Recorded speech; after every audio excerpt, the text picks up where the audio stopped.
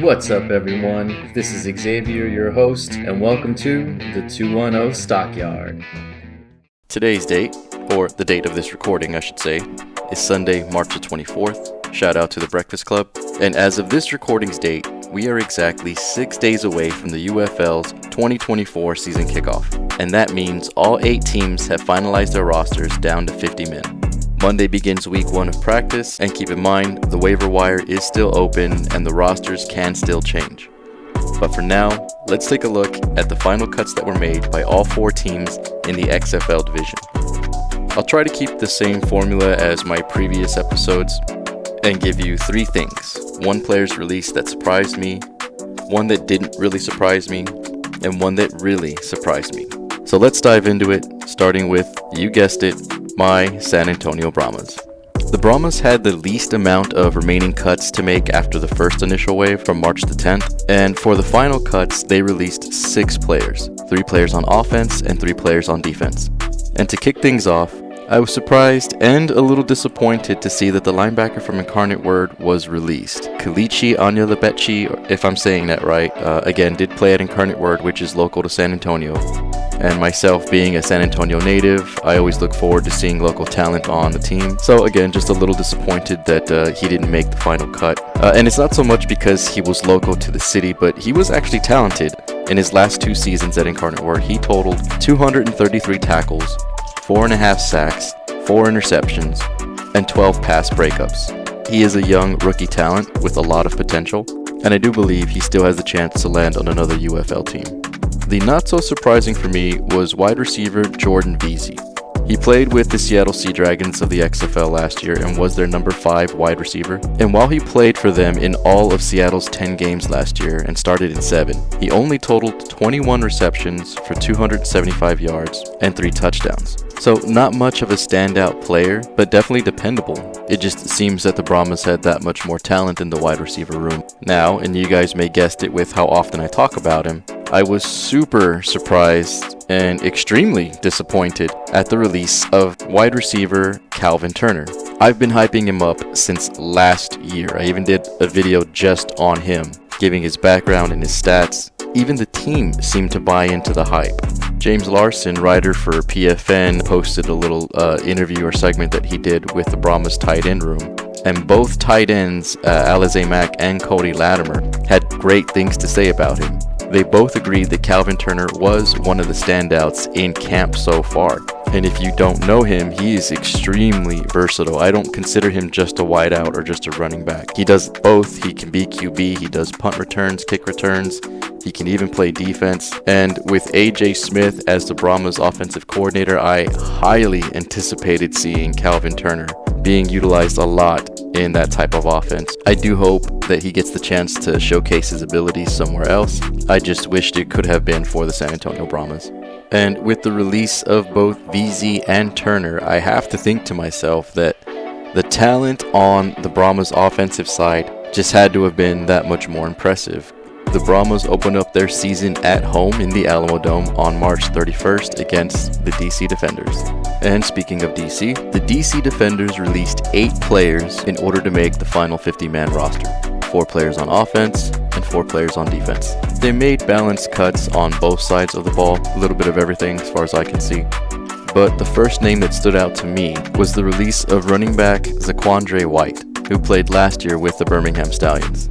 And it's not so much that he was on the defending USFL championship team from last year, but because they just signed him about 6 days ago in response to losing their star running back, the XFL's number 1 running back, Abram Smith. So it was very shocking, actually, that they signed someone, and I'm assuming they saw all they needed to see in 1 week of practice, and then released him.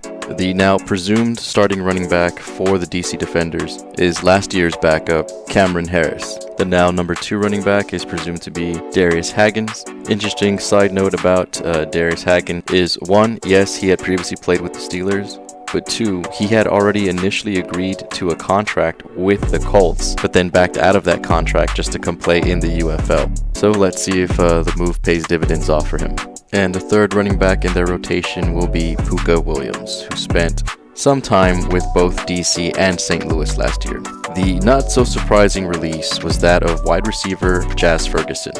He did play with DC last year, but only played in 3 games, totaling 2 targets for 1 reception and 27 yards and 1 fumble. So not very surprising to see him not make the final cut. Now, the release that really surprised me for DC was the defensive end Tim Ward. He has NFL experience, having played with the Chiefs, Jets, and Packers. He was also a part of the Roughnecks last year that were coached by Wade Phillips. He totaled 22 tackles and 5 sacks, and is ultimately why I am not surprised to see that upon his release, he was almost immediately picked up by the San Antonio Brahmas. DC will now have 26 of the 50 players returning from last year's team. They kick off their season on the road in San Antonio against the Brahmas, the Arlington Renegades. The defending champs released 8 players to make their 50-man roster complete, 3 on the offense and 5 on the defense. And with so little cuts being made on offense, I was surprised to see that they released center Marquise Lucas. Lucas, at 32 years old, has been all over football. He spent 2 years in the NFL with 4 different teams. He played in the AAF with the Orlando Apollos. He was with the Tampa Bay Vipers of the 2020 XFL iteration. He played with the Massachusetts Pirates of the NAL, that's the National Arena League, and most recently was in the USFL with the New Orleans Breakers in 2022 and 2023. He signed as a free agent to the Renegades on March the 4th of 2024. There really wasn't a player that I could say was not surprising, so I'm going to go ahead and give you another surprise or semi-surprise release, and that's rookie wide receiver Cy Barnett. He was drafted by the Renegades back in the 2023 XFL rookie draft, and in my opinion is very similar to Calvin Turner, in the sense that he's an athlete. In his collegiate career, he played multiple positions. Wide receiver was primary, but he was also a punter and a punt returner, and a kicker and kick returner. He was also named 3 times to the first team All-GLIAC for wide receiver. Now, I was very surprised to see that they released running back Devin Darrington, who played with the Orlando Guardians last year and was their number 1 running back, and the XFL's number 5 running back. He played a total of 7 games last year for the Guardians, totaling 294 yards and 4 touchdowns. So while he wasn't the best running back in the league, he was a very productive one. I do believe we'll see Devin Darrington on a team before the season is done. The Renegades' presumed starting running back will be Letty Brown, who did record a receiving and a rushing touchdown in last year's championship game, which helped the Renegades to a 35-26 victory over the DC Defenders. Their backup running back will be the rookie from Hawaii, Day Hunter, and third in line will be football journeyman Davion Smith, who also played in the NFL, AAF, the 2020 XFL, the TSL, which is the Spring League, the CFL, and in the USFL. The Renegades kick off the season at home in Choctaw Stadium in what is poised to be a great game against last year's defending USFL champs, the Birmingham Stallions. And last but not least, the St. Louis BattleHawks. St. Louis released 8 players, 3 on offense, 5 on defense, and as you can see, of the 3 players released on the offensive side, 2 were wide receivers, which was no surprise, as St. Louis still has 7 wide receivers on the roster.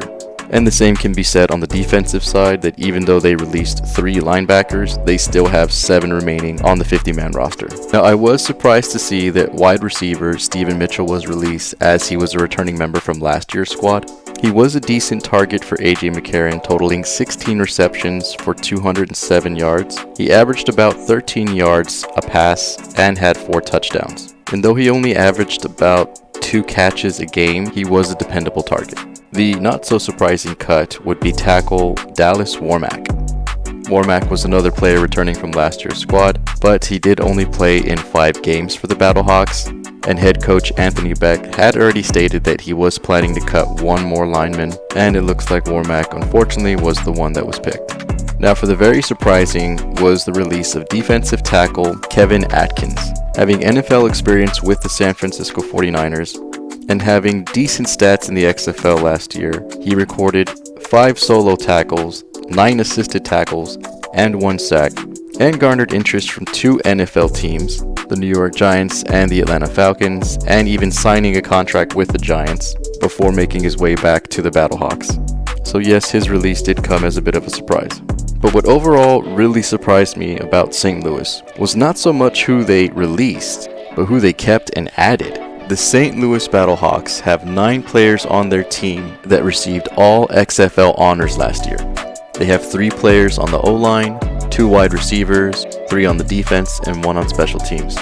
On the offensive side, they're bringing back their star wide receiver Hakeem Butler, and they also still have, though he's injured, Ja'Cour Pearson, the number 1 wide receiver in the XFL, who played last year with the Seattle Sea Dragons, and though injured, is still expected to make an appearance by game 4 or 5 of the season.